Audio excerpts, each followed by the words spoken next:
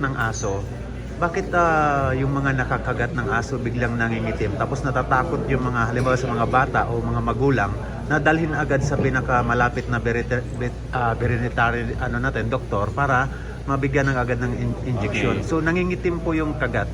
Unang-una, yung kagat ng aso po ay hindi po yung kamandag na laso ang katulad ng kagat ng ahas.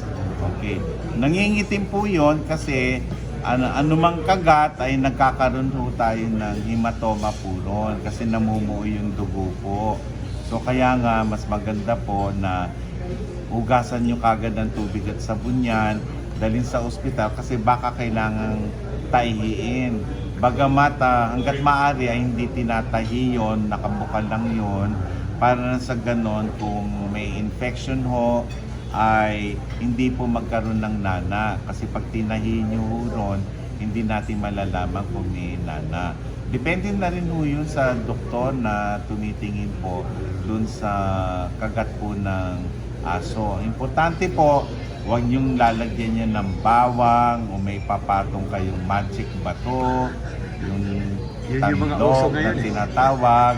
Okay, ugasan nyo lang ng tubig at Ugasan sabon lang. yan. Dalhin yun. At yung aso, kung yung po ay kailangan niyang obserbahan ng 14 na araw. Kasi kung may rabies yung aso, mamamatay po yun sa loob ng 14 na araw. May kaso ba tayo na pagkakagat may namatay agad yung bata o kung sino man po yung nakagat ng aso? Ay, hindi po. Walang kaso na ganun? Ang mamamatay ka kung yun ay rabies na.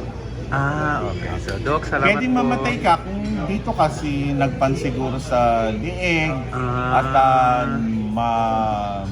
binaon yun ng malalim. Opo. Ganon. Pero yan ay bihira po. Opo. Salamat po, Doc.